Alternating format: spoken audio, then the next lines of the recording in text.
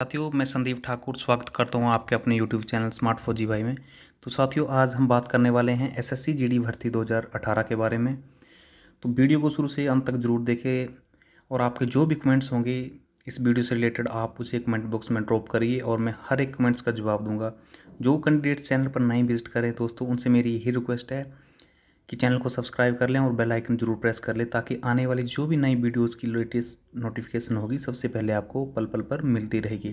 तो दोस्तों, आज की वीडियो जो आपके लिए बहुत ही महत्वपूर्ण होने वाली है। इस वीडियो में क्या है, आइए वीडियो को स्टार्ट करते हैं।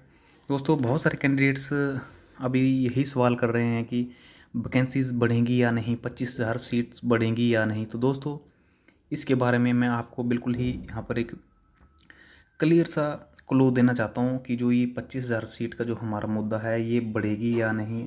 बहुत सारे कैंडिडेट्स एसएससी हेडक्वार्टर में कांटेक्ट कर रहे हैं, सीआरपीएफ हेडक्वार्टर में कांटेक्ट कर रहे हैं, लेकिन उन्हें कोई भी जानकारी हासिल नहीं हो रही है। ठीक है, और वो जानकारी भी दे रहे हैं तो यही बता रहे हैं कि वैकेंसीज नहीं बढ़ेंगी, 25,000 सीट्स नहीं बढ़ेंगी। तो दोस्तों, इसके बारे में ना एसएससी बता रही है सच, ना ही सीआरपीएफ, और ना ही किसी को पता है कि 25,000 वैकेंसीज बढ़ेंगी या नहीं। सभी जो है अपना अपना जो है एस्टिमेट लगा रहे हैं कि इतनी वैकेंसीज बढ़ जाएंगी, इतनी नहीं बढ़ेंगी या नहीं बढ़ेंगी। कई यूट्यूबर यही बता रहे हैं कि वैकेंसीज नहीं बढ़ेंगी। तो दोस्तों, हर कोई अपना अपना तुक्का मार रहा है। तो एज़ पर माई नॉलेज दोस्तों, मैं भी एक एक्सपेक्टेड और एस्टिमेट बता रहा हूँ आपको। जो आपकी जो वैकेंसीज है 25,000, तो दोस्तों बढ़ना मुश्किल है, लेकिन हाँ, वैकेंसी ज़रूर बढ़ेगी, ये डेफिनेटली है। ये 101% तय है कि आपकी वैकेंसी जो वो बढ़ेंगी। तकरीबन ज़्यादा नहीं बोलता हूँ मैं, 8 से 10,000 वैकेंसी जो वो बढ़ेंगी ही बढ़ेंगी। और जो आपकी वैकेंसीज है वो उसका नोटिफिकेशन नहीं आएगा। ये मैं आपको यहाँ पर फिर क्लियर कर देता हूँ कि आपका जो वैकेंसी का नोटिफिकेशन है वो नहीं आएगा। ठीक है, वो वैकेंसी जो है वो फाइनल मेरिट में ही आपकी शो कर दी जाएंगी। ठीक है, फाइनल मेरिट में, ठीक है, फाइनल मेरिट में शो कर दी जाएंगी आपकी वैकेंसीज। इसका कोई भी नोटिफिकेशन नहीं आएगा ऑफिशियली। अगर ऑफिशियली सोचो नोटिफिकेशन आता है तो बहुत सारे कैंडिडेट्स जो पहले बाहर कर दिए गए हैं वो भी बोलेंगे कि वैकेंसीज बढ़ गई है, अब हमें भी दोबारा मौका दो। तो दोस्तों, ये ऑफिशियली नोटिफिकेशन आपको नहीं आएगा वैकेंसी से रिलेटेड। हो सकता है वो डायरेक्ट सीधे आपको फाइनल में देखने को मिल सकती है वैकेंसी जितनी भी बढ़ेंगी। आई होप कि वैकेंसीज बहुत ज़्यादा तो नहीं बढ़ेंगी, लेकिन एक मेरा जानकार है सीआरपीएफ में, वो बता रहा था कि 25,000 वैकेंसी जो वो आपकी ये नहीं बढ़ सकती हैं, लेकिन हाँ 12 से 15,000 के समथिंग जो आपकी वैकेंसी बढ़ सकती है। मेरा अनुमान तो यही है कि 8 से 10 ही, 12 से 15 भी नहीं होगी, 8 से 10,000 वैकेंसी जो वो ही बढ़ेंगी आपकी, ये डेफिनेट है। और ज़्यादा आस ना लगाएं कि 25,000 सीट बढ़ जाएंगी। दोस्तों, ये सरकार आपको पता है ये आप नहीं करेगी, इस बार 25,000 के समथिंग नहीं बढ़ा सकती। ठीक है, तो अगर 8 से 10,000 वैकेंसीज भी बढ़ जाती, साथ में ये वेटिंग लिस्ट जारी कर देते हैं, ठीक है, वेटिंग लिस्ट भी जारी कर देते हैं, तो बहुत सारे कैंडिडेट्स का जो सिलेक्शन हो जाएगा, ऑलमोस्ट सभी का हो जाएगा, क्योंकि बहुत सारे कैंडिडेट्स ज्वाइनिंग नहीं करेंगे तो वेटिंग लिस्ट में सभी का नंबर आ जाएगा। हमारी डिमांड जो है वेटिंग लिस्ट की, तरह तरह के चैनल पर आप देख रहे होंगे, अभी न्यूज़ चैनल अमर उजाला पे भी यही एसएससी जीडी का वो चला हुआ है। इससे पहले मैंने आपको वीडियोस बना के बताया भी था कि जो पीएम की मन की बात है 29 नवंबर को लाइव आएंगे। उससे पहले आप इतना उनकी साइट पे इतना ज़्यादा अपने कमेंट्स, मैसेज और वॉइस मैसेज भर दो कि वो जब भी वहाँ पर उनके जो पीए वगैरह होते हैं वो चेक करें तो उनको यही एसएससी जीडी वाला ही मुद्दा सामने आए। तो दोस्तों, सीट की रही बात बढ़ने की, तो 8 से 10,000 सीट जो आपकी कंफर्म में बढ़ना है ये बढ़ेगी ही बढ़ेगी, इससे ज़्यादा नहीं बढ़ेगी। 25,000 तो ये मुश्किल है, मुझे नहीं लग रहा है दोस्तों। आप भी सोच सकते हो, आप भी पढ़े लिखे हो, ये नहीं होगा इतना। तो इतना कन्फर्म है कि 8 से 10,000 आपका बढ़ेगा, वो भी आपको फाइनल मेरिट में देखने को मिलेगा। जैसे 60,000 है तो हो सकता है वो ज्वाइनिंग कर दें कितने की, 72,000 की। ठीक है, 72,000 की ज्वाइनिंग कर देंगे 60,000 पे, तो ऑटोमेटिकली आपको पता चल जाए कि 12,000 के समथिंग वैकेंसी जो वो इंक्रीज़ हो गई। ठीक है, अब दूसरा पॉइंट जो आता है दोस्तों कि बहुत सारे कैंडिडेट्स का ये रिक्वेस्ट था कि सर ज्वाइनिंग के टाइम डॉक्यूमेंट्स कौन कौन से लगेंगे। ठीक है, क्योंकि समय कम बच गया, अब 1 महीना आपका रिजल्ट आएगा और विद इन 1 मंथ के बाद उसके बाद जो आपकी ज्वाइनिंग हो जाएगी। तो दोस्तों, बहुत सारे कैंडिडेट्स ऐसे होंगे जिनके पास डॉक्यूमेंट्स नहीं होंगे, कुछ एक डॉक्यूमेंट्स ओल्ड हो गए होंगे, वो रिन्यू करवाने होते हैं, कुछ एक एक्स्ट्रा डॉक्यूमेंट्स लगते हैं, उसके बारे में आपको जानकारी दूंगा। क्योंकि समय कम है, अब आपकी मेरिट जो वो दिसंबर लास्ट से जनवरी फर्स्ट तक आने के चांसेस हैं। ठीक है, तो जो भी डॉक्यूमेंट्स है आपके वो आप रेडी रखिए। कौन से डॉक्यूमेंट्स लगेंगे मैं आपको यहाँ पर दिखा देता हूँ, एक PDF बना के यहाँ पर बता रहा हूँ ये डॉक्यूमेंट्स का, ठीक है। ज्वाइनिंग के टाइम दोस्तों मैक्सिमम आपके जो डॉक्यूमेंट्स रिक्वायर्ड होंगे वो ये होंगे, ठीक है। सबसे पहला डॉक्यूमेंट्स होता है दोस्तों आपका, मेन जो डॉक्यूमेंट्स लगता है वो होता है ज्वाइनिंग लेटर। कहीं भी आप ज्वाइन करना जाओगे तो आपके पास पहले ज्वाइनिंग लेटर होना चाहिए, तभी आप वहाँ पर दिखा सकते हो कि हाँ मैं फ़लाना कैंडिडेट हूँ, ज्वाइनिंग के लिए आया हूँ, ठीक है। ये मस्ट होता है, ठीक है, ज्वाइनिंग लेटर आपके हाथ में होना ही चाहिए। और दूसरी बात करते हैं 10th सर्टिफिकेट, ठीक है। जो आपका मैट्रिकुलेशन का सर्टिफिकेट है वो उसी पे आपने भर्ती दी ही, ठीक है।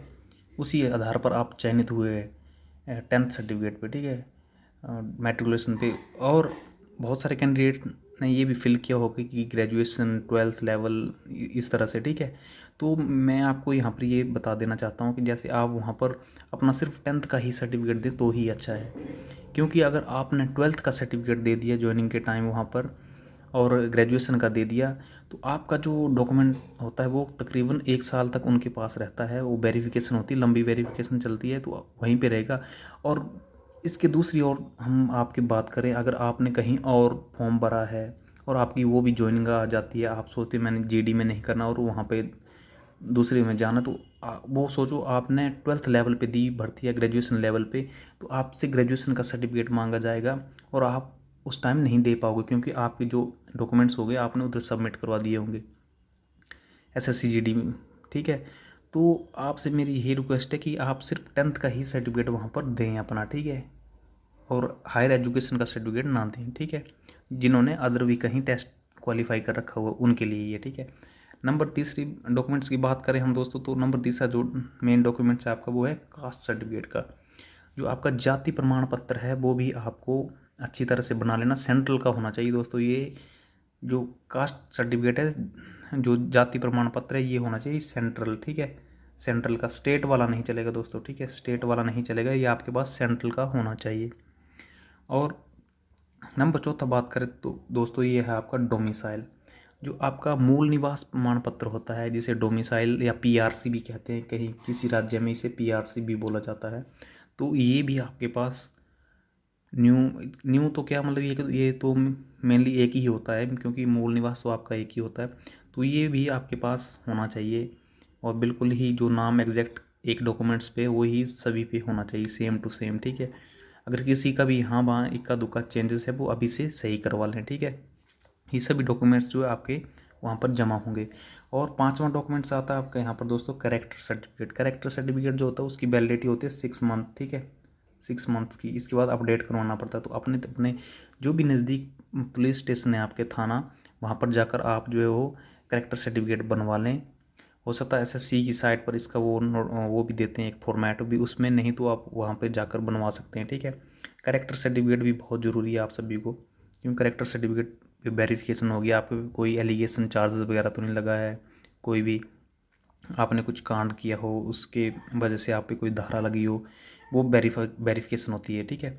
और नंबर 6 डॉक्यूमेंट से दोस्तों आपका मेन बात आती है अकाउंट की। जब हम पैसा कमाने के लिए देश की सेवा के लिए जा रहे हैं तो आपको पैसा भी तो मिलेगा। बिना पैसे के तो आजकल कुछ कोई नहीं करता। सभी बोलते कि देश सेवा जाऊंगा, अच्छी बात है, देश सेवा सभी करते, लेकिन आपकी फैमिली भी तो है दोस्तों। अगर आप देश सेवा ही करोगे आपकी फैमिली को कौन देखेगा? उसके लिए तो आपको पैसे की ज़रूरत चाहिए होगी, तो उसके लिए अकाउंट की ज़रूरत पड़ती है। तो मैक्सिमम जो भी पैरामिलिट्री हैं वो SBI का अकाउंट जो प्रेफर करते हैं, ठीक है।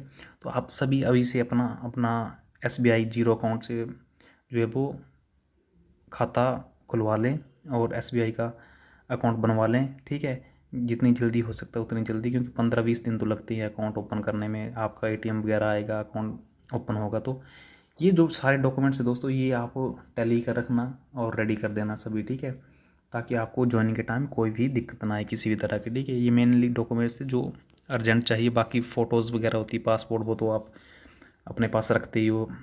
7-8 फ़ोटो रखना ही हमेशा, लेटेस्ट वाली जो पासपोर्ट फ़ोटोज़ होती है आपकी वो तो रखना ही, प्लस आधार कार्ड, पैन कार्ड, ये तो नॉर्मली चीज़ें हैं आपकी, ठीक है। नॉर्मल तो वो लगेगा ही लगेगा आपका, ठीक है। आधार कार्ड वगैरह ये, उसको भी फ़ोटो स्टेट वगैरह करवा के रखना, ठीक है। और उनकी भी फ़ोटो स्टेट भी रख लेना अपने पास, हो सके तो। फ़ोटो स्टेट वैसे लगती नहीं है, वो लगी हुई है ऑलरेडी आपकी। तो ये नॉर्मल ओरिजिनल डॉक्यूमेंट्स आपको वहाँ पर सबमिट करवाने होते हैं। वो आपकी वेरिफिकेशन होगी, 1 साल बाद, 5 महीने बाद, 6 महीने बाद आपको वापस कर दिए जाएंगे।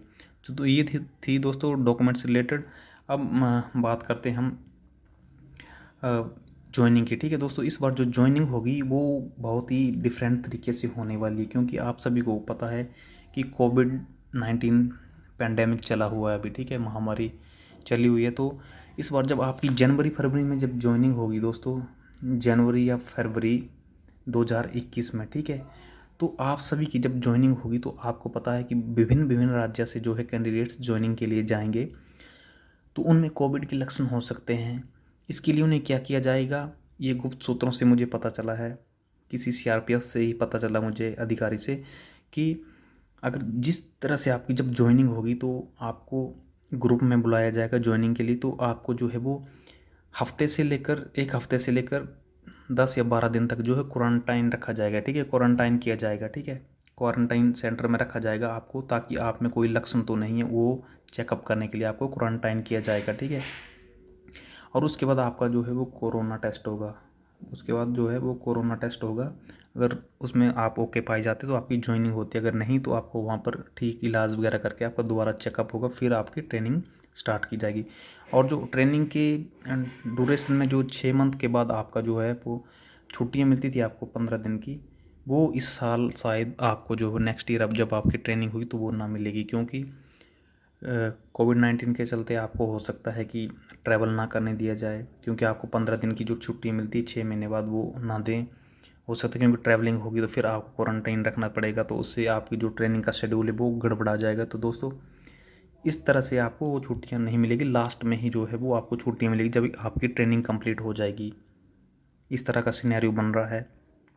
तो अभी जितना भी टाइम स्पेंड कर सकते हैं अपनी फैमिली के साथ टाइम स्पेंड करें, क्योंकि ये मौका आपको बार बार नहीं मिलेगा। एक बार आप ट्रेनिंग में चले गए तो आप बोलोगे यार कहाँ आ गए हम, 1 साल हो गए, घर भी जाने को नहीं मिल रहा है। तो नहीं मिलेगा दोस्तों, ये डेफिनेटली है। ये चीज़ें आप अपने दिमाग में सटा के बिठा लो, ये होगा ही होगा, डेफिनेटली इस तरह से ही होगा इस बार, क्योंकि जो फोर्स है वो बहुत इसके प्रति सजग है। ठीक है, कोविड-19 के, तो आपको उसी तरह से ज्वाइनिंग करवा दिया जाएगा इस बार। ठीक है, तो ज़्यादा से ज़्यादा टाइम अपनी फैमिली के साथ स्पेंड करें।